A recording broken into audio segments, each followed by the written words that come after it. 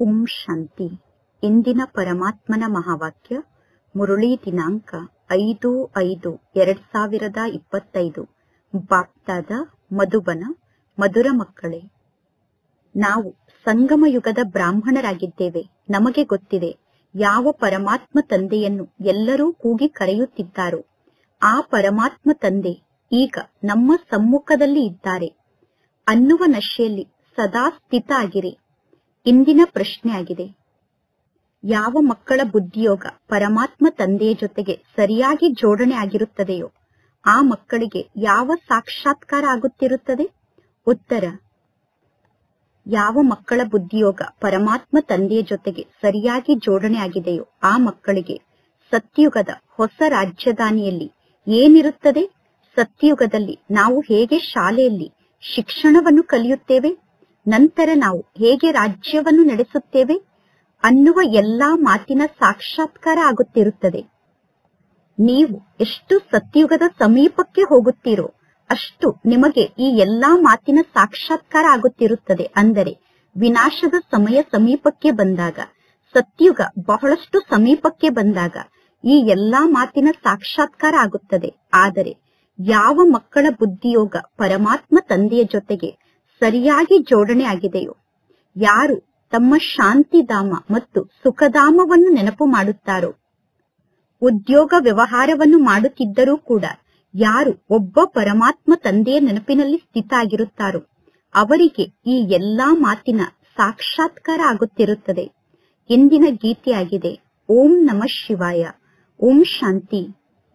ಭಕ್ತಿ ಮಾರ್ಗದಲ್ಲಿ ಎಷ್ಟೆಲ್ಲಾ ಸತ್ಸಂಗಗಳು ನಡೆಯುತ್ತದೆಯೋ ಆ ಸತ್ಸಂಗಕ್ಕೆ ಎಲ್ಲರೂ ಹೋಗಿರುತ್ತೀರಾ. ಆ ಸತ್ಸಂಗದಲ್ಲಿ ಎಲ್ಲರೂ ವಾಹ ಗುರು ಎಂದು ಹೇಳುತ್ತಾರೆ ಅಥವಾ ರಾಮನ ಹೆಸರನ್ನು ಹೇಳುತ್ತಾರೆ. ಇಲ್ಲಿ ಮಕ್ಕಳಾದ ನೀವು ಬಾಯಿಂದ ಏನನ್ನೂ ಹೇಳುವ ಅವಶ್ಯಕತೆ ಇಲ್ಲ. ಒಮ್ಮೆ ಮಕ್ಕಳಿಗೆ ಜ್ಞಾನವನ್ನು ತಿಳಿಸಲಾಗಿದೆ, ಗಳಿಗೆಗೂ ಅದೇ ಮಾತನ್ನು ಹೇಳುವ ಅವಶ್ಯಕತೆ ಇಲ್ಲ. ಪರಮಾತ್ಮ ತಂದೆ ಒಬ್ಬರೇ ಆಗಿದ್ದಾರೆ. ಅಂದ ಮೇಲೆ ಪರಮಾತ್ಮ ತಂದೆ ಒಂದೇ ಪ್ರಕಾರದ ಮಾತನ್ನು ತಿಳಿಸುತ್ತಾರೆ. ಪರಮಾತ್ಮ ತಂದೆ ಯಾವ ಮಾತನ್ನು ತಿಳಿಸುತ್ತಾರೆ? ಮಕ್ಕಳೇ, ತಂದೆಯಾದ ನನ್ನೊಬ್ಬನನ್ನೇ ನೀವು ನೆನಪು ಮಾಡಿ. ಮೊದಲು ಜ್ಞಾನದ ಶಿಕ್ಷಣವನ್ನು ಕಲಿತು ನಂತರ ನೀವು ಮಧುಬನಕ್ಕೆ ಬಂದು ಇಲ್ಲಿ ತಂದೆಯ ಸಮ್ಮುಖದಲ್ಲಿ ಕುಳಿತುಕೊಳ್ಳುತ್ತೀರಾ. ನಾವು ಯಾವ ಪರಮಾತ್ಮ ತಂದೆಗೆ ಮಕ್ಕಳಾಗಿದ್ದೇವೋ ಆ ಪರಮಾತ್ಮ ತಂದೆಯನ್ನೇ ನಾವೀಗ ನೆನಪು ಮಾಡಬೇಕು. ಆತ್ಮರಾದ ನಮ್ಮೆಲ್ಲರಿಗೂ ಪರಮಾತ್ಮ ತಂದೆ ಒಬ್ಬರೇ ಆಗಿದ್ದಾರೆ ಅನ್ನುವುದನ್ನು ನೀವೀಗ ಬ್ರಹ್ಮ ತಂದೆಯ ಮೂಲಕ ಅರ್ಥ ಮಾಡಿಕೊಂಡಿದ್ದೀರಾ. ಜಗತ್ತಿನ ಜನರಿಗೆ ಈ ಜ್ಞಾನದ ಮಾತು ಗೊತ್ತಿಲ್ಲ. ನಿಮಗೆ ಗೊತ್ತಿದೆ, ನಾವೆಲ್ಲರೂ ಆ ಒಬ್ಬ ಪರಮಾತ್ಮ ತಂದೆಗೆ ಮಕ್ಕಳಾಗಿದ್ದೇವೆ. ಎಲ್ಲರೂ ಆ ಪರಮಾತ್ಮ ತಂದೆಗೆ ಪರಮಾತ್ಮ ತಂದೆ ಗಾಡ್ ಫಾದರ್ ಎಂದು ಕರೆಯುತ್ತಾರೆ. ಈಗ ಇಲ್ಲಿ ಆ ಪರಮಾತ್ಮ ತಂದೆ ತಿಳಿಸುತ್ತಾರೆ, ನಾನು ಬ್ರಹ್ಮನ ಸಾಧಾರಣ ತನುವಿನಲ್ಲಿ ಕುಳಿತು ನಿಮಗೆ ಶಿಕ್ಷಣವನ್ನು ಕಲಿಸುವುದಕ್ಕೋಸ್ಕರ ಈ ಸೃಷ್ಟಿಗೆ ಬರುತ್ತೇನೆ. ನಿಮಗೆ ಗೊತ್ತಿದೆ ಪರಮಾತ್ಮ ತಂದೆ ಈ ಬ್ರಹ್ಮನ ತನುವಿನಲ್ಲಿ ಬಂದಿದ್ದಾರೆ. ನಾವೀಗ ಆ ಪರಮಾತ್ಮ ತಂದೆಗೆ ಮಕ್ಕಳಾಗಿದ್ದೇವೆ. ಪರಮಾತ್ಮ ತಂದೆ ಬಂದು ಪತಿತರಿಂದ ಪಾವನ ಆಗುವಂತಹ ಮಾರ್ಗದ ಬಗ್ಗೆ ತಿಳಿಸುತ್ತಾರೆ. ಈ ಸಂಪೂರ್ಣ ಜ್ಞಾನ ಮಕ್ಕಳ ಬುದ್ಧಿಯಲ್ಲಿ ಇರುತ್ತದೆ. ಹಾಗೆ ನೋಡಿದರೆ ಎಲ್ಲರೂ ಪರಮಾತ್ಮ ಶಿವ ತಂದೆಗೆ ಸಂತಾನರೇ ಆಗಿದ್ದಾರೆ. ಆದರೆ ಪರಮಾತ್ಮ ತಂದೆಗೆ ನಾವು ಸಂತಾನರಾಗಿದ್ದೇವೆ ಅನ್ನುವುದು ನಿಮಗೆ ಗೊತ್ತಿದೆ. ಜಗತ್ತಿನಲ್ಲಿ ಬೇರೆ ಯಾರಿಗೂ ಈ ಮಾತು ಗೊತ್ತಿಲ್ಲ. ಈಗ ಮಕ್ಕಳಾದ ನೀವು ಅರ್ಥ ಮಾಡಿಕೊಂಡಿದ್ದೀರಾ, ನಾನು ಆತ್ಮ ಆಗಿದ್ದೇನೆ. ಪರಮಾತ್ಮ ತಂದೆ ನನಗೆ ಆಜ್ಞೆಯನ್ನು ನೀಡಿದ್ದಾರೆ. ತಂದೆಯಾದ ನನ್ನೊಬ್ಬನನ್ನೇ ನೀವು ನೆನಪು ಮಾಡಿ. ನಾನು ನಿಮ್ಮ ಬೇಹದ್ದಿನ ತಂದೆ ಆಗಿದ್ದೇನೆ. ಎಲ್ಲರೂ ಹೇ ಪತಿತ ಪಾವನ ಬನ್ನಿ ಎಂದು ಪರಮಾತ್ಮ ತಂದೆಯನ್ನು ಕೂಗಿ ಕರೆಯುತ್ತಿರುತ್ತಾರೆ. ಈಗ ನಾವು ಪತಿತರಾಗಿದ್ದೇವೆ. ನಾನು ಪತಿತ ಆಗಿದ್ದೇನೆ ಎಂದು ದೇಹ ಹೇಳುವುದಿಲ್ಲ, ಆತ್ಮ ಈ ಶರೀರದ ಮೂಲಕ ಹೇಳುತ್ತದೆ. ಆತ್ಮವೇ 84 ಜನ್ಮವನ್ನು ಪಡೆದುಕೊಳ್ಳುತ್ತದೆ. ಅಂದ ಮೇಲೆ ನಾವೆಲ್ಲರೂ ಪಾತ್ರಧಾರಿಗಳಾಗಿದ್ದೇವೆ ಅನ್ನುವ ಮಾತು ಮಕ್ಕಳ ಬುದ್ಧಿಯಲ್ಲಿ ಸದಾ ಧಾರಣೆ ಆಗಿರಬೇಕು. ಪರಮಾತ್ಮ ತಂದೆ ಈಗ ನಮ್ಮನ್ನು ತ್ರಿಕಾಲದರ್ಶಿಯನ್ನಾಗಿ ಮಾಡಿದ್ದಾರೆ. ಪರಮಾತ್ಮ ತಂದೆ ನಮಗೆ ಆದಿ ಮಧ್ಯ ಅಂತ್ಯದ ಜ್ಞಾನವನ್ನು ನೀಡಿದ್ದಾರೆ. ಎಲ್ಲರೂ ಪರಮಾತ್ಮ ತಂದೆಯನ್ನು ಕೂಗಿ ಕರೆಯುತ್ತಾರೆ. ಈಗಲೂ ಕೂಡ ಎಲ್ಲರೂ ಪರಮಾತ್ಮ ತಂದೆಗೆ ಅದೇ ಮಾತನ್ನೇ ಹೇಳುತ್ತಾರೆ. ಎಲ್ಲರೂ ಪರಮಾತ್ಮ ತಂದೆಗೆ ಹೇಳುತ್ತಾರೆ, ಪರಮಾತ್ಮ ತಂದೆ ನೀವು ಬನ್ನಿ ಎಂದು. ಆದರೆ ಸಂಗಮ ಯುಗದ ಬ್ರಾಹ್ಮಣರಾದ ನೀವು ಹೇಳುತ್ತೀರಾ, ಈಗ ಪರಮಾತ್ಮ ತಂದೆ ಬಂದಿದ್ದಾರೆ. ಈ ಸಂಗಮ ಯುಗದ ಬಗ್ಗೆ ನಿಮಗೆ ಗೊತ್ತಿದೆ. ಈ ಸಂಗಮ ಯುಗಕ್ಕೆ ಪುರುಷೋತ್ತಮ ಯುಗ ಎಂದು ಗಾಯನವನ್ನು ಮಾಡಲಾಗುತ್ತದೆ. ಪುರುಷೋತ್ತಮ ಯುಗ ಇರುವುದೇ ಕಲಿಯುಗದ ಅಂತ್ಯ ಮತ್ತು ಸತ್ಯುಗದ ಆದಿಯ ಮಧ್ಯದ ಸಮಯದಲ್ಲಿ. ಸತ್ಯುಗದಲ್ಲಿ ಸತ್ಯ ಪುರುಷರು ಇರುತ್ತಾರೆ, ಕಲಿಯುಗದಲ್ಲಿ ಅಸತ್ಯ ಪುರುಷರು ಇರುತ್ತಾರೆ. ಸತ್ಯುಗದಲ್ಲಿ ಎಷ್ಟೆಲ್ಲಾ ಜನ ಇದ್ದು ಹೋಗಿದ್ದಾರೋ ಅವರ ಚಿತ್ರ ಇದೆ. ಅಂದರೆ ಸತ್ಯುಗದಲ್ಲಿ ಇದ್ದು ಹೋದಂತಹ ದೇವತೆಗಳ ಚಿತ್ರ ಇದೆ. ಎಲ್ಲಾ ಚಿತ್ರಕ್ಕಿಂತ ಬಹಳ ಹಳೆಯ ಚಿತ್ರ ಅಂದರೆ ಈ ಲಕ್ಷ್ಮೀನಾರಾಯಣರ ಚಿತ್ರ ಆಗಿದೆ. ಈ ಲಕ್ಷ್ಮೀನಾರಾಯಣರ ಚಿತ್ರ ಎಲ್ಲರ ಚಿತ್ರಕ್ಕಿಂತ ಬಹಳ ಹಳೆಯ ಚಿತ್ರ ಆಗಿದೆ. ಈ ಲಕ್ಷ್ಮೀನಾರಾಯಣರ ಚಿತ್ರಕ್ಕಿಂತ ಹಳೆಯ ಚಿತ್ರ ಬೇರೆ ಯಾವುದೂ ಇರಲು ಸಾಧ್ಯ ಇಲ್ಲ. ಹಾಗೆ ನೋಡಿದರೆ ಮನುಷ್ಯರು ಬಹಳಷ್ಟು ವ್ಯರ್ಥವಾದ ಚಿತ್ರವನ್ನು ಕುಳಿತು ನಿರ್ಮಾಣ ಮಾಡುತ್ತಾರೆ. ಈಗ ನಿಮಗೆ ಗೊತ್ತಿದೆ ಯಾರ್ಯಾರು ಈ ಸೃಷ್ಟಿಯಲ್ಲಿ ಇದ್ದು ಹೋಗಿದ್ದಾರೆ. ಹೇಗೆ ಕೆಳಗಡೆ ಜಗದಂಬೆ ಚಿತ್ರವನ್ನು ನಿರ್ಮಾಣ ಮಾಡಿದ್ದಾರೆ ಅಥವಾ ಕಾಳಿಯ ಚಿತ್ರವನ್ನು ನಿರ್ಮಾಣ ಮಾಡಿದ್ದಾರೆ. ಆದರೆ ಈ ರೀತಿ ಇಷ್ಟೊಂದು ಭುಜ ಇರುವಂತಹ ದೇವಿ ಇರಲು ಸಾಧ್ಯ ಇಲ್ಲ. ಜಗದಂಬೆಗೂ ಕೂಡ ಎರಡೇ ಭುಜ ಇರುತ್ತದೆ. ಮನುಷ್ಯರು ಹೋಗಿ ಜಗದಂಬೆಯ ಸಮ್ಮುಖದಲ್ಲಿ ಕೈಯನ್ನು ಜೋಡಿಸಿ ನಮಸ್ಕಾರವನ್ನು ಮಾಡಿ ಜಗದಂಬೆಯ ಪೂಜೆಯನ್ನು ಮಾಡುತ್ತಾರೆ. ಭಕ್ತಿ ಮಾರ್ಗದಲ್ಲಿ ಅನೇಕ ಪ್ರಕಾರದ ಚಿತ್ರವನ್ನು ನಿರ್ಮಾಣ ಮಾಡಿದ್ದಾರೆ. ಮನುಷ್ಯರ ಚಿತ್ರಕ್ಕೆ ಭಿನ್ನ ಭಿನ್ನ ಪ್ರಕಾರದಿಂದ ಶೃಂಗಾರವನ್ನು ಮಾಡಿದಾಗ ಆ ಚಿತ್ರದ ರೂಪವೇ ಬದಲಾಗಿ ಬಿಡುತ್ತದೆ. ವಾಸ್ತವದಲ್ಲಿ ಇಂತಹ ಚಿತ್ರಗಳು ಇರುವುದೇ ಇಲ್ಲ. ಇದೆಲ್ಲ ಭಕ್ತಿ ಮಾರ್ಗದ ಮಾತಾಗಿದೆ. ಕಲಿಯುಗದಲ್ಲಿ ಮನುಷ್ಯರು ಕುಂಟರಾಗಿ ಹುಟ್ಟುತ್ತಾರೆ. ಕಲಿಯುಗದಲ್ಲಿ ಮನುಷ್ಯರು ಅಂಗವಿಕಲರಾಗಿ ಹುಟ್ಟುತ್ತಾರೆ. ಕಲಿಯುಗದಲ್ಲಿ ಕುರುಡರಾಗಿ ಹುಟ್ಟುತ್ತಾರೆ. ಸತ್ಯುಗದಲ್ಲಿ ಎಂದೂ ಈ ರೀತಿ ಅಂಗವಿಕಲರಾಗಿ ಯಾರೂ ಜನ್ಮವನ್ನು ಪಡೆದುಕೊಳ್ಳುವುದಿಲ್ಲ. ಸತ್ಯುಗದ ಬಗ್ಗೆ ನಿಮಗೆ ಗೊತ್ತಿದೆ. ಸತ್ಯುಗದಲ್ಲಿ ಆದಿ ಸನಾತನ ದೇವಿ ದೇವತಾ ಧರ್ಮ ಇತ್ತು. ಅಂದ ಮೇಲೆ ಈ ಕಲಿಯುಗದ ಡ್ರೆಸ್ ಅನ್ನು ನೋಡಿ. ಪ್ರತಿಯೊಂದು ಧರ್ಮದವರ ಡ್ರೆಸ್ ನಲ್ಲಿ ಎಷ್ಟೊಂದು ವಿಭಿನ್ನತೆ ಇದೆ. ಸತ್ಯಯುಗದಲ್ಲಿ ಯಥಾ ರಾಜಾರಾಣಿ ತಥಾ ಪ್ರಜಾ ನಿವಾಸವನ್ನು ಮಾಡುತ್ತಾರೆ. ಅಂದರೆ ಸತ್ಯಯುಗದಲ್ಲಿ ರಾಜಾರಾಣಿ ಎಂತಹ ವಸ್ತ್ರವನ್ನು ಧರಿಸಿಕೊಳ್ಳುತ್ತಾರೋ ಪ್ರಜೆಗಳೂ ಕೂಡ ಅಂತಹ ವಸ್ತ್ರವನ್ನೇ ಧರಿಸಿಕೊಳ್ಳುತ್ತಾರೆ. ಯಾವಾಗ ನೀವು ಸತ್ಯಯುಗದ ಸಮೀಪಕ್ಕೆ ಹೋಗುತ್ತೀರೋ ಆಗ ನಿಮಗೆ ನಿಮ್ಮ ರಾಜಧಾನಿಯ ಡ್ರೆಸ್ನ ಸಾಕ್ಷಾತ್ಕಾರ ಕೂಡ ಆಗುತ್ತಿರುತ್ತದೆ. ನೀವು ಸಾಕ್ಷಾತ್ಕಾರದಲ್ಲಿ ನೋಡುತ್ತೀರಾ, ನಾನು ಸತ್ಯಯುಗದಲ್ಲಿ ಈ ರೀತಿ ಶಾಲೆಯಲ್ಲಿ ಶಿಕ್ಷಣವನ್ನು ಕಲಿಯುತ್ತೇನೆ ಮತ್ತು ಇಂತಹ ಕಾರ್ಯವನ್ನು ಮಾಡುತ್ತೇನೆ ಎಂದು. ಆದರೆ ಯಾರ ಬುದ್ಧಿಯೋಗ ಪರಮಾತ್ಮ ತಂದೆಯ ಜೊತೆಗೆ ಚೆನ್ನಾಗಿ ಜೋಡಣೆ ಆಗಿದೆಯೋ ಅವರು ಮಾತ್ರ ಇಂತಹ ದೃಶ್ಯವನ್ನು ನೋಡುತ್ತಾರೆ. ನೀವೀಗ ನಿಮ್ಮ ಶಾಂತಿಧಾಮವನ್ನು ನೆನಪು ಮಾಡುತ್ತೀರಾ ಮತ್ತು ಸುಖಧಾಮವನ್ನು ನೆನಪು ಮಾಡುತ್ತೀರಾ. ನೀವು ಉದ್ಯೋಗ ವ್ಯವಹಾರವನ್ನು ಕೂಡ ಮಾಡಲೇಬೇಕು. ಭಕ್ತಿ ಮಾರ್ಗದಲ್ಲಿ ಭಕ್ತರೂ ಕೂಡ ಉದ್ಯೋಗ ವ್ಯವಹಾರವನ್ನು ಮಾಡುತ್ತಿರುತ್ತಾರೆ. ಭಕ್ತರ ಬುದ್ಧಿಯಲ್ಲಿ ಸ್ವಲ್ಪ ಕೂಡ ಜ್ಞಾನ ಇರುವುದಿಲ್ಲ. ಅದೆಲ್ಲ ಭಕ್ತಿಯಾಗಿದೆ. ಆ ಜ್ಞಾನಕ್ಕೆ ಭಕ್ತಿ ಮಾರ್ಗದ ಜ್ಞಾನ ಎಂದು ಕರೆಯಲಾಗುತ್ತದೆ. ಜಗತ್ತಿನಲ್ಲಿರುವಂತಹ ಯಾವ ವ್ಯಕ್ತಿಗಳೂ ಕೂಡ ವಿಶ್ವಕ್ಕೆ ಮಾಲೀಕರಾಗುವುದು ಹೇಗೆ ಅನ್ನುವ ಜ್ಞಾನವನ್ನು ನೀಡಲು ಸಾಧ್ಯ ಇಲ್ಲ. ಈಗ ನೀವು ಇಲ್ಲಿ ಶಿಕ್ಷಣವನ್ನು ಕಲಿತು ಭವಿಷ್ಯದ ವಿಶ್ವಕ್ಕೆ ಮಾಲೀಕರಾಗುತ್ತೀರಾ. ನಿಮಗೆ ಗೊತ್ತಿದೆ ಈ ಶಿಕ್ಷಣ ಇರುವುದೇ ಹೊಸ ಜಗತ್ತಿಗೋಸ್ಕರ, ಅಮರ ಲೋಕಕ್ಕೋಸ್ಕರ. ಇನ್ನು ಅಮರನಾಥದಲ್ಲಿ ಶಂಕರ ಪಾರ್ವತಿಗೆ ಅಮರ ಕಥೆಯನ್ನು ಹೇಳುವುದಿಲ್ಲ. ಜಗತ್ತಿನ ಜನ ಶಿವ ಮತ್ತು ಶಂಕರ ಇಬ್ಬರನ್ನು ಸೇರಿಸಿ ಒಬ್ಬರನ್ನಾಗಿ ಮಾಡಿಬಿಟ್ಟಿದ್ದಾರೆ. ಈಗ ಪರಮಾತ್ಮ ತಂದೆ ಮಕ್ಕಳಿಗೆ ತಿಳಿಸುತ್ತಿದ್ದಾರೆ. ನೀವು ಇಲ್ಲಿ ಕುಳಿತು ತಂದೆ ತಿಳಿಸುತ್ತಿರುವ ಜ್ಞಾನದ ಮಾತನ್ನು ಕೇಳುತ್ತಿದ್ದೀರಾ. ಪರಮಾತ್ಮ ತಂದೆಯನ್ನು ಬಿಟ್ಟು ಬೇರೆ ಯಾರೂ ಕೂಡ ಸೃಷ್ಟಿಯ ಆದಿ ಮಧ್ಯ ಅಂತ್ಯದ ರಹಸ್ಯವನ್ನು ತಿಳಿಸಲು ಸಾಧ್ಯ ಇಲ್ಲ. ಪರಮಾತ್ಮ ತಂದೆಯನ್ನು ಬಿಟ್ಟು ಬೇರೆಯವರು ಸೃಷ್ಟಿಯ ಆದಿ ಮಧ್ಯ ಅಂತ್ಯದ ರಹಸ್ಯವನ್ನು ಹೇಗೆ ತಿಳಿಸಲು ಸಾಧ್ಯ? ಪರಮಾತ್ಮ ತಂದೆ ತಿಳಿಸುತ್ತಾರೆ, ಇಲ್ಲಿ ಯಾವುದೇ ಪ್ರಕಾರದ ಸಾಧು ಸಂತರು ಇಲ್ಲ. ಹೇಗೆ ನೀವು ಗೃಹಸ್ಥ ವ್ಯವಹಾರದಲ್ಲಿ ನಿವಾಸವನ್ನು ಮಾಡುತ್ತಿದ್ದೀರೋ ಅದೇ ರೀತಿ ಈ ಬ್ರಹ್ಮ ತಂದೆ ಕೂಡ ಗೃಹಸ್ಥದಲ್ಲಿ ಇದ್ದರು. ನಿಮ್ಮೆಲ್ಲರ ಡ್ರೆಸ್ ಕೂಡ ಅದೇ ಆಗಿದೆ. ಅಂದರೆ ಮೊದಲು ಲೌಕಿಕ ಜಗತ್ತಿನಲ್ಲಿ ಎಂತಹ ವಸ್ತ್ರವನ್ನು ಧರಿಸಿಕೊಳ್ಳುತ್ತಿದ್ದೀರೋ ಈಗಲೂ ಕೂಡ ಅಂತಹ ವಸ್ತ್ರವನ್ನೇ ಧರಿಸಿಕೊಳ್ಳುತ್ತೀರಾ. ಹೇಗೆ ಮನೆಯಲ್ಲಿ ತಂದೆ ತಾಯಿ ಮತ್ತು ಮಕ್ಕಳು ಇರುತ್ತಾರೆ. ಮಾತ್ಪಿತ ಮತ್ತು ಮಕ್ಕಳ ಜೀವನದಲ್ಲಿ ಸ್ವಲ್ಪ ಕೂಡ ಅಂತರ ಇರುವುದಿಲ್ಲ. ಇಲ್ಲೂ ಕೂಡ ಅದೇ ರೀತಿ ಮಾತ್ಪಿತ ಮತ್ತು ಮಕ್ಕಳಾದ ನಾವಿದ್ದೇವೆ. ಇಲ್ಲೂ ಕೂಡ ಸ್ವಲ್ಪವೂ ಅಂತರ ಇಲ್ಲ. ಪರಮಾತ್ಮ ತಂದೆ ಈ ಬ್ರಹ್ಮನ ತನುವಿನಲ್ಲಿ ಸವಾರಿಯನ್ನು ಮಾಡಿ ಮಕ್ಕಳಾದ ನಿಮ್ಮ ಸಮ್ಮುಖಕ್ಕೆ ಬರುತ್ತಾರೆ. ಅಂದ ಮೇಲೆ ಈ ಬ್ರಹ್ಮ ತಂದೆಯ ರಥಕ್ಕೆ ಭಾಗ್ಯಶಾಲಿ ರಥ ಎಂದು ಗಾಯನವನ್ನು ಮಾಡಲಾಗುತ್ತದೆ. ಕೆಲವೊಮ್ಮೆ ಎತ್ತಿನ ಮೇಲೆ ಪರಮಾತ್ಮ ತಂದೆ ಬಂದರು ಎಂದು ಎತ್ತಿನ ಮೇಲೆ ಪರಮಾತ್ಮ ತಂದೆಯ ಸವಾರಿಯನ್ನು ತೋರಿಸುತ್ತಾರೆ. ಮನುಷ್ಯರು ಪರಮಾತ್ಮ ತಂದೆ ಎತ್ತಿನ ಮೇಲೆ ಬರುತ್ತಾರೆ ಎಂದು ಉಲ್ಟಾ ಅರ್ಥವನ್ನು ಮಾಡಿಕೊಂಡಿದ್ದಾರೆ. ಮಂದಿರದಲ್ಲಿ ಎಂದಾದರೂ ಎತ್ತು ಇರಲು ಸಾಧ್ಯ ಇದೆಯೇನು? ಶ್ರೀಕೃಷ್ಣ ರಾಜಕುಮಾರ ಆಗಿದ್ದಾನೆ. ಅಂದ ಮೇಲೆ ಶ್ರೀಕೃಷ್ಣ ಎತ್ತಿನ ಮೇಲೆ ಕುಳಿತುಕೊಳ್ಳುತ್ತಾರೇನು? ಭಕ್ತಿ ಮಾರ್ಗದಲ್ಲಿ ಮನುಷ್ಯರು ಬಹಳಷ್ಟು ಗೊಂದಲಕ್ಕೊಳಗಾಗಿದ್ದಾರೆ. ಮನುಷ್ಯರಿಗೆ ಭಕ್ತಿ ಮಾರ್ಗದ ನಶೆ ಬಹಳಷ್ಟು ಇದೆ. ಈಗ ನಿಮಗೆ ಜ್ಞಾನ ಮಾರ್ಗದ ನಶೆ ಇದೆ. ನೀವೀಗ ಹೇಳುತ್ತೀರಾ, ಈ ಸಂಗಮ ಯುಗದಲ್ಲಿ ಪರಮಾತ್ಮ ತಂದೆ ನಮಗೆ ಶಿಕ್ಷಣವನ್ನು ಕಲಿಸುತ್ತಿದ್ದಾರೆ.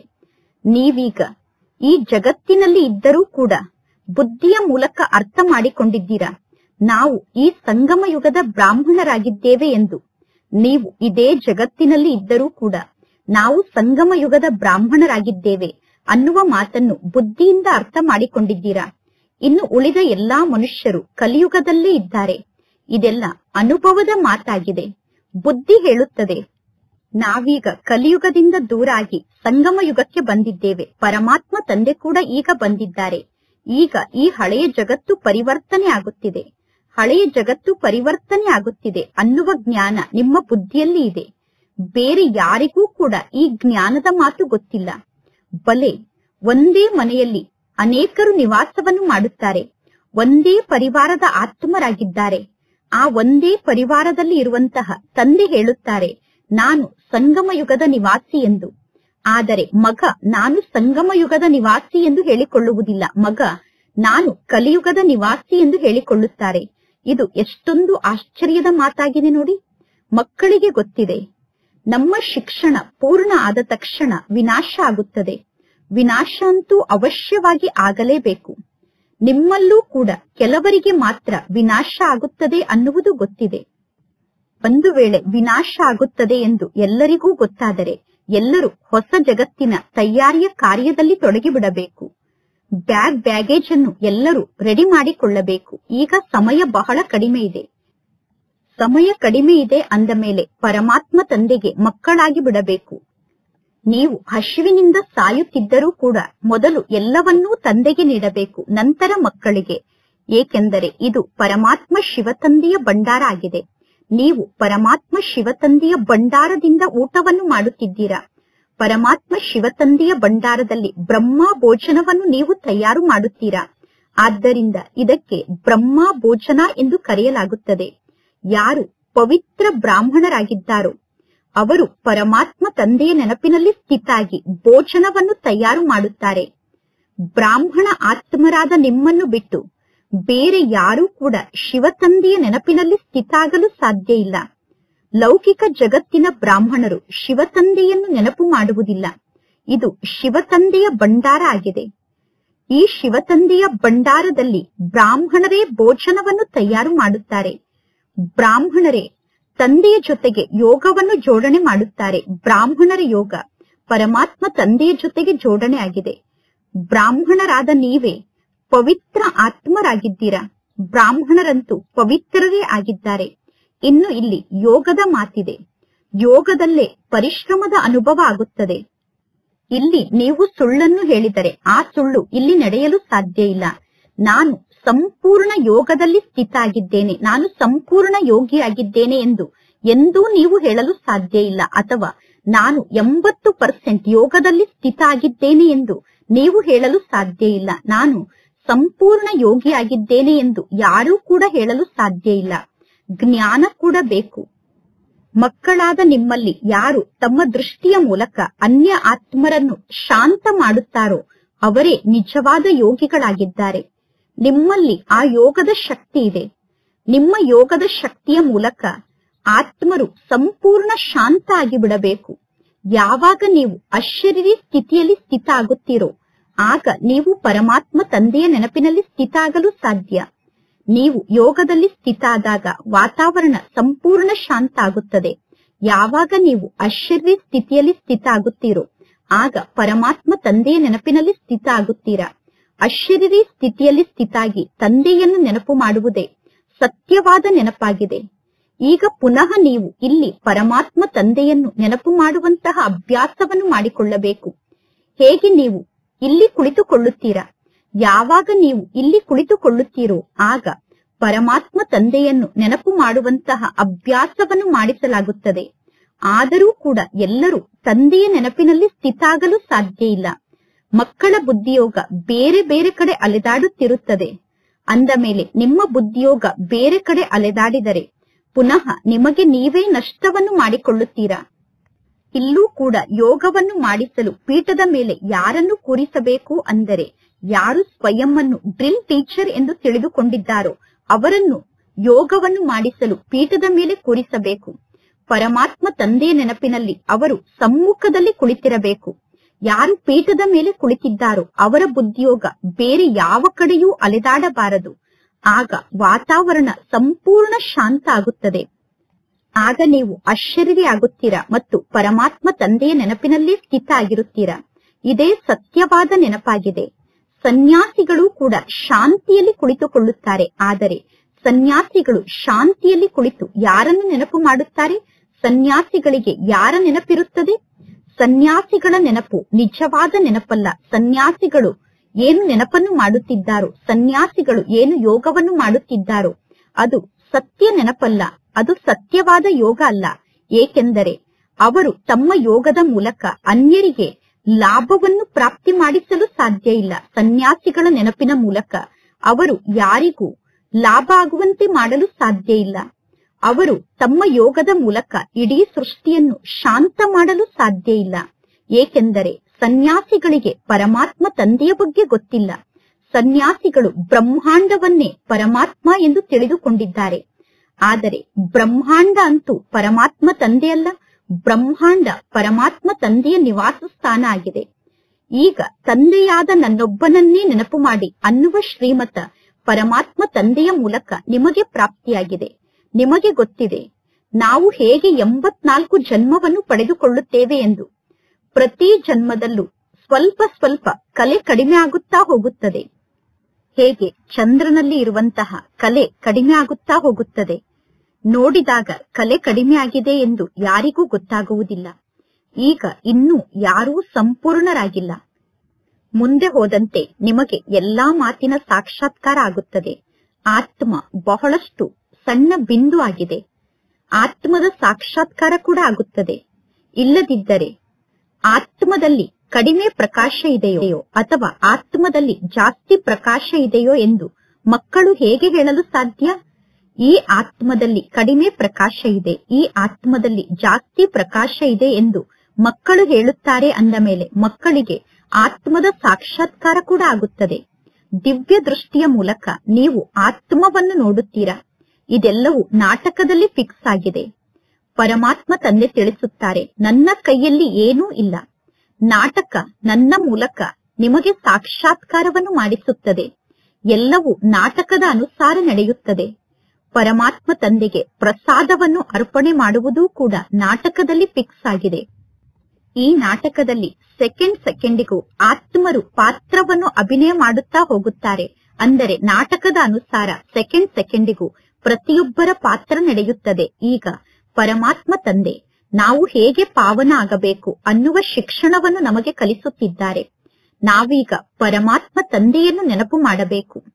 ನಾನು ಬಹಳ ಸಣ್ಣ ಆತ್ಮ ಆಗಿದ್ದೇನೆ. ಅಂದರೆ ನಾನು ಒಂದು ಸಣ್ಣ ಬಿಂದು ರೂಪದಲ್ಲಿರುವ ಆತ್ಮ ಆಗಿದ್ದೇನೆ. ಬಿಂದು ರೂಪದಲ್ಲಿರುವ ಆತ್ಮನಾದ ನಾನು ಈಗ ಪತಿತ ಆತ್ಮನಾಗಿದ್ದೇನೆ. ಪುನಃ ನಾನು ಪಾವನ ಆತ್ಮ ಆಗುತ್ತೇನೆ. ಇದು ಬಹಳಷ್ಟು ಅದ್ಭುತವಾದ ಮಾತಾಗಿದೆ. ಇದಕ್ಕೆ ಪ್ರಕೃತಿಯ ಲೀಲೆ ಎಂದು ಕರೆಯಲಾಗುತ್ತದೆ. ಪರಮಾತ್ಮ ತಂದೆಯ ಮೂಲಕ ನೀವು ಈ ಎಲ್ಲಾ ಲೀಲೆಯ ಮಾತನ್ನು ಕೇಳುತ್ತೀರಾ. ಎಲ್ಲದಕ್ಕಿಂತ ಬಹಳ ದೊಡ್ಡ ಲೀಲೆಯ ಮಾತು ಅಂದರೆ ಆತ್ಮದ ಮಾತು ಮತ್ತು ಪರಮಾತ್ಮ ತಂದೆಯ ಮಾತಾಗಿದೆ. ಆತ್ಮದ ಬಗ್ಗೆ ಮತ್ತು ಪರಮಾತ್ಮ ತಂದೆಯ ಬಗ್ಗೆ ಯಾರಿಗೂ ಗೊತ್ತಿಲ್ಲ. ಋಷಿ ಮುನಿ ಮುಂತಾದವರಿಗೂ ಕೂಡ ಆತ್ಮದ ಬಗ್ಗೆ ಗೊತ್ತಿಲ್ಲ ಮತ್ತು ಪರಮಾತ್ಮ ತಂದೆಯ ಬಗ್ಗೆ ಗೊತ್ತಿಲ್ಲ. ಇಷ್ಟು ಸಣ್ಣ ಆತ್ಮ ಕಲ್ಲು ಬುದ್ಧಿ ಉಳ್ಳಂತಹ ಆತ್ಮ ಆಗುತ್ತದೆ. ಪುನಃ ಆತ್ಮ ಪಾರಸ ಬುದ್ಧಿ ಉಳ್ಳಂತಹ ಆತ್ಮ ಆಗುತ್ತದೆ.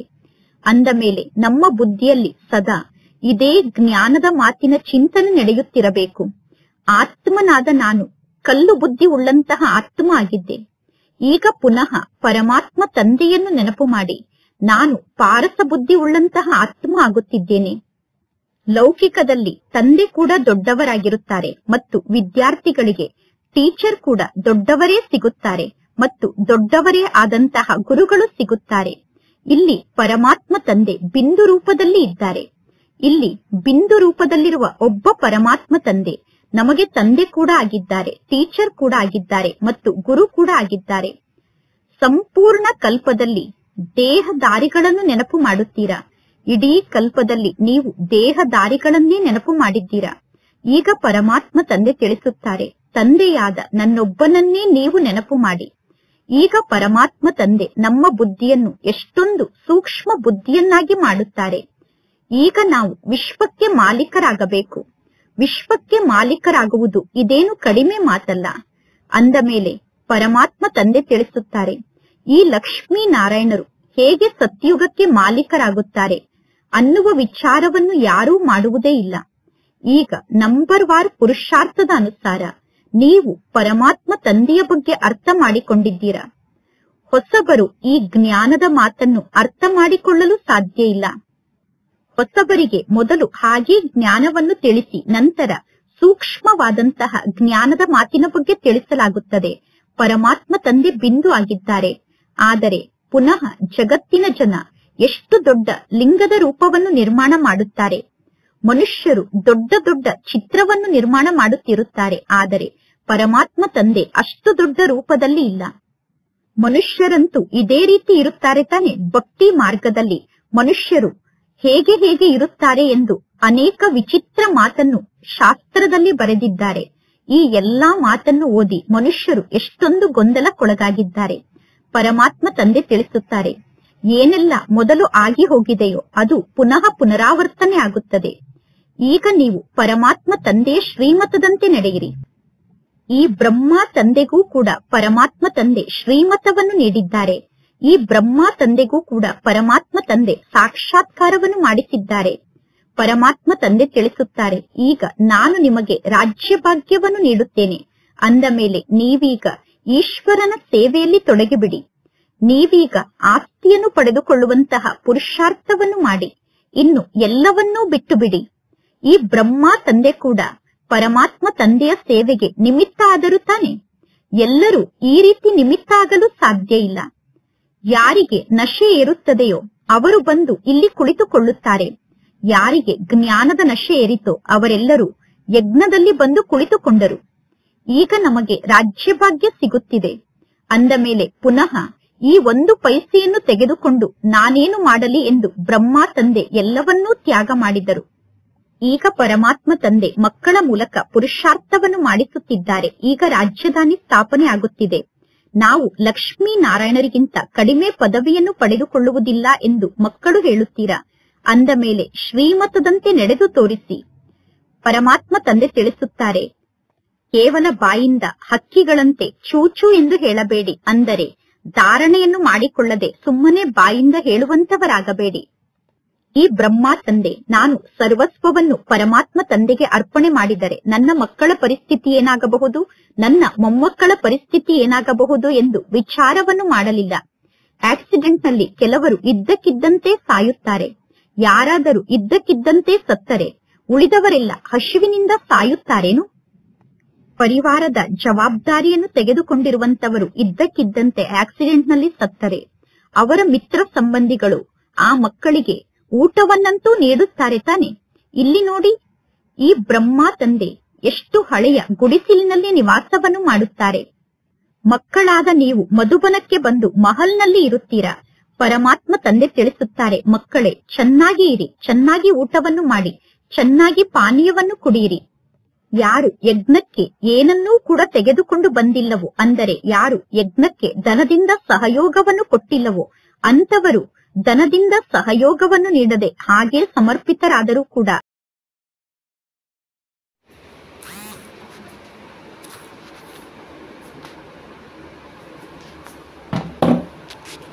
ಯಾರಿಗೆ ನಶೆ ಇರುತ್ತದೆಯೋ ಅವರು ಬಂದು ಇಲ್ಲಿ ಕುಳಿತುಕೊಳ್ಳುತ್ತಾರೆ. ಯಾರಿಗೆ ಜ್ಞಾನದ ನಶೆ ಏರಿತೋ ಅವರೆಲ್ಲರೂ ಯಜ್ಞದಲ್ಲಿ ಬಂದು ಕುಳಿತುಕೊಂಡರು. ಈಗ ನಮಗೆ ರಾಜ್ಯಭಾಗ್ಯ ಸಿಗುತ್ತಿದೆ ಅಂದ ಮೇಲೆ ಪುನಃ ಈ 1 ಪೈಸೆಯನ್ನು ತೆಗೆದುಕೊಂಡು ನಾನೇನು ಮಾಡಲಿ ಎಂದು ಬ್ರಹ್ಮ ತಂದೆ ಎಲ್ಲವನ್ನೂ ತ್ಯಾಗ ಮಾಡಿದರು. ಈಗ ಪರಮಾತ್ಮ ತಂದೆ ಮಕ್ಕಳ ಮೂಲಕ ಪುರುಷಾರ್ಥವನ್ನು ಮಾಡಿಸುತ್ತಿದ್ದಾರೆ. ಈಗ ರಾಜಧಾನಿ ಸ್ಥಾಪನೆ ಆಗುತ್ತಿದೆ. ನಾವು ಲಕ್ಷ್ಮೀ ನಾರಾಯಣರಿಗಿಂತ ಕಡಿಮೆ ಪದವಿಯನ್ನು ಪಡೆದುಕೊಳ್ಳುವುದಿಲ್ಲ ಎಂದು ಮಕ್ಕಳು ಹೇಳುತ್ತೀರಾ. ಅಂದ ಮೇಲೆ ಶ್ರೀಮತದಂತೆ ನಡೆದು ತೋರಿಸಿ. ಪರಮಾತ್ಮ ತಂದೆ ತಿಳಿಸುತ್ತಾರೆ, ಕೇವಲ ಬಾಯಿಂದ ಹಕ್ಕಿಗಳಂತೆ ಚೂಚು ಎಂದು ಹೇಳಬೇಡಿ. ಅಂದರೆ ಧಾರಣೆಯನ್ನು ಮಾಡಿಕೊಳ್ಳದೆ ಸುಮ್ಮನೆ ಬಾಯಿಂದ ಹೇಳುವಂತವರಾಗಬೇಡಿ. ಈ ಬ್ರಹ್ಮ ತಂದೆ ನಾನು ಸರ್ವಸ್ವವನ್ನು ಪರಮಾತ್ಮ ತಂದೆಗೆ ಅರ್ಪಣೆ ಮಾಡಿದರೆ ನನ್ನ ಮಕ್ಕಳ ಪರಿಸ್ಥಿತಿ ಏನಾಗಬಹುದು, ನನ್ನ ಮೊಮ್ಮಕ್ಕಳ ಪರಿಸ್ಥಿತಿ ಏನಾಗಬಹುದು ಎಂದು ವಿಚಾರವನ್ನು ಮಾಡಲಿಲ್ಲ. ಆಕ್ಸಿಡೆಂಟ್ ನಲ್ಲಿ ಕೆಲವರು ಇದ್ದಕ್ಕಿದ್ದಂತೆ ಸಾಯುತ್ತಾರೆ. ಯಾರಾದರೂ ಇದ್ದಕ್ಕಿದ್ದಂತೆ ಸತ್ತರೆ ಉಳಿದವರೆಲ್ಲ ಹಸಿವಿನಿಂದ ಸಾಯುತ್ತಾರೇನು? ಪರಿವಾರದ ಜವಾಬ್ದಾರಿಯನ್ನು ತೆಗೆದುಕೊಂಡಿರುವಂತವರು ಇದ್ದಕ್ಕಿದ್ದಂತೆ ಆಕ್ಸಿಡೆಂಟ್ ನಲ್ಲಿ ಸತ್ತರೆ ಅವರ ಮಿತ್ರ ಸಂಬಂಧಿಗಳು ಆ ಮಕ್ಕಳಿಗೆ ಊಟವನ್ನಂತೂ ನೀಡುತ್ತಾರೆ ತಾನೆ. ಇಲ್ಲಿ ನೋಡಿ, ಈ ಬ್ರಹ್ಮ ತಂದೆ ಎಷ್ಟು ಹಳೆಯ ಗುಡಿಸಿಲಿನಲ್ಲಿ ನಿವಾಸವನ್ನು ಮಾಡುತ್ತಾರೆ. ಮಕ್ಕಳಾದ ನೀವು ಮಧುಬನಕ್ಕೆ ಬಂದು ಮಹಲ್ನಲ್ಲಿ ಇರುತ್ತೀರಾ. ಪರಮಾತ್ಮ ತಂದೆ ತಿಳಿಸುತ್ತಾರೆ, ಮಕ್ಕಳೇ ಚೆನ್ನಾಗಿ ಇರಿ, ಚೆನ್ನಾಗಿ ಊಟವನ್ನು ಮಾಡಿ, ಚೆನ್ನಾಗಿ ಪಾನೀಯವನ್ನು ಕುಡಿಯಿರಿ. ಯಾರು ಯಜ್ಞಕ್ಕೆ ಏನನ್ನೂ ಕೂಡ ತೆಗೆದುಕೊಂಡು ಬಂದಿಲ್ಲವೋ, ಅಂದರೆ ಯಾರು ಯಜ್ಞಕ್ಕೆ ಧನದಿಂದ ಸಹಯೋಗವನ್ನು ಕೊಟ್ಟಿಲ್ಲವೋ ಅಂತವರು ಧನದಿಂದ ಸಹಯೋಗವನ್ನು ನೀಡದೆ ಹಾಗೆ ಸಮರ್ಪಿತರಾದರೂ ಕೂಡ ಅವರಿಗೂ ಇಲ್ಲಿ ಎಲ್ಲಾ ರೀತಿಯಿಂದ ಒಳ್ಳೆಯ ವ್ಯವಸ್ಥೆ ಸಿಗುತ್ತದೆ. ಯಜ್ಞಕ್ಕೆ ಏನನ್ನೂ ತೆಗೆದುಕೊಂಡು ಬರದೇ ಇದ್ದರೂ ಕೂಡ ಈ ಬ್ರಹ್ಮ ತಂದೆಗಿಂತ ಆ ಮಕ್ಕಳು ಯಜ್ಞದಲ್ಲಿ ಚೆನ್ನಾಗಿ ಇರುತ್ತಾರೆ. ಅಂದರೆ ಆ ಮಕ್ಕಳಿಗೆ ಬ್ರಹ್ಮ ತಂದೆಗಿಂತ ಒಳ್ಳೆಯ ವ್ಯವಸ್ಥೆ ಸಿಗುತ್ತದೆ. ಶಿವ ತಂದೆ ತಿಳಿಸುತ್ತಾರೆ, ನಾನಂತೂ ರಮತಾ ಯೋಗಿ ಆಗಿದ್ದೇನೆ. ಅಂದರೆ ನಾನು ಬರುತ್ತೇನೆ, ಪುನಃ ಪರಮಧಾಮಕ್ಕೆ ಹೋಗುತ್ತೇನೆ. ನಾನು ಯಾವಾಗ ಬೇಕಾದರೂ ಯಾರ ಕಲ್ಯಾಣವನ್ನು ಬೇಕಾದರೂ ಮಾಡುತ್ತೇನೆ. ಅಂದರೆ ಯಾರದ್ದಾದರೂ ಕಲ್ಯಾಣವನ್ನು ಮಾಡುವುದಕ್ಕೋಸ್ಕರ ಯಾವಾಗ ಬೇಕಾದರೂ ನಾನು ಎಲ್ಲಿಗೆ ಬೇಕಾದರೂ ಹೋಗುತ್ತೇನೆ. ಯಾರು ಜ್ಞಾನಿ ಮಕ್ಕಳಾಗಿದ್ದಾರೋ ಅವರು ಎಂದೂ ಕೂಡ ನನಗೆ ಸಾಕ್ಷಾತ್ಕಾರ ಆಗಬೇಕು ಅನ್ನುವ ಆಸೆಯನ್ನು ಇಟ್ಟುಕೊಳ್ಳುವುದಿಲ್ಲ. ಜ್ಞಾನಿ ಮಕ್ಕಳು ಎಂದು ಸಾಕ್ಷಾತ್ಕಾರದ ಮಾತಿನಿಂದ ಖುಷಿಯನ್ನು ಪಡುವುದಿಲ್ಲ. ಯೋಗವನ್ನು ಬಿಟ್ಟು ಇಲ್ಲಿ ಬೇರೆ ಏನೂ ಇಲ್ಲ. ಜ್ಞಾನಿ ಮಕ್ಕಳಿಗೆ ಯೋಗದಲ್ಲೇ ಖುಷಿ ಇದೆ. ಈ ಸಾಕ್ಷಾತ್ಕಾರದ ಮಾತಿನಿಂದ ನೀವು ಖುಷಿ ಪಡಬಾರದು. ಸಾಕ್ಷಾತ್ಕಾರ ಆದ ತಕ್ಷಣ ನೀವು ಖುಷಿ ಪಡಬಾರದು. ಯೋಗದಲ್ಲಿ ಸ್ಥಿತಾಗಿ ಖುಷಿಯಲ್ಲಿ ಇರಬೇಕು. ಒಳ್ಳೆಯದು ಮಧುರಾತಿ ಮಧುರ ಅಗಲಿ ಹೋಗಿ ಮರಳಿ ಸಿಕ್ಕಿರುವ ಮಕ್ಕಳ ಪ್ರತಿ ಮಾಸ್ಪಿತಾ ಬಾಪ್ತಾದರವರ ನೆನಪು, ಪ್ರೀತಿ ಹಾಗೂ ಸುಪ್ರಭಾತ. ಆತ್ಮಿಕ ಮಕ್ಕಳಿಗೆ ಆತ್ಮಿಕ ತಂದೆಯ ನಮಸ್ತೆ.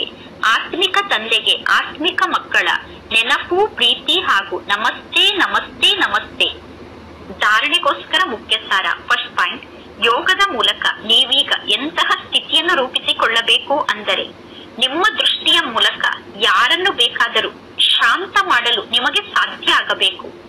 ನೀವು ಯೋಗದಲ್ಲಿ ಸ್ಥಿತ ಆದಾಗ ವಾತಾವರಣ ಸಂಪೂರ್ಣ ಶಾಂತ ಆಗಿ ಬಿಡಬೇಕು. ಅದಕ್ಕೋಸ್ಕರ ಅಶರೀರಿ ಆಗುವಂತಹ ಅಭ್ಯಾಸವನ್ನು ಮಾಡಬೇಕು. ಸೆಕೆಂಡ್ ಪಾಯಿಂಟ್, ಜ್ಞಾನದ ಸತ್ಯ ನಶೆಯಲ್ಲಿ ಇರುವುದಕ್ಕೋಸ್ಕರ ನಿಮಗೆ ನಾನು ಸಂಗಮ ಯುಗದ ನಿವಾಸಿ ಅನ್ನುವ ನೆನಪು ಸದಾ ಇರಬೇಕು.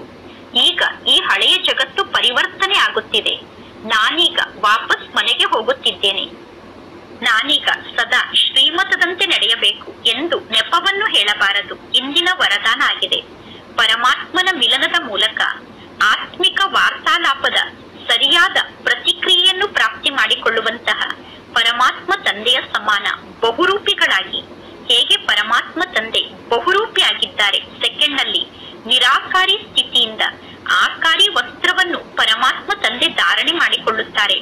ಅಂದರೆ ನಿರಾಕಾರ ತಂದೆ ಸೆಕೆಂಡ್ ನಲ್ಲಿ ಆಕಾರಿ ಶರೀರವನ್ನು ಧಾರಣೆ ಮಾಡಿಕೊಳ್ಳುತ್ತಾರೆ. ಅದೇ ರೀತಿ ನೀವು ಕೂಡ ಈ ಮಣ್ಣಿನ ಡ್ರೆಸ್ ಅನ್ನು ಬಿಟ್ಟು ಆಕಾರಿ ಡ್ರೆಸ್ ಅಂದರೆ ಸೂಕ್ಷ್ಮ ದೇವತಾ ಸ್ವರೂಪದ ಡ್ರೆಸ್ ಅನ್ನು ಧಾರಣೆ ಮಾಡಿಕೊಳ್ಳಿ.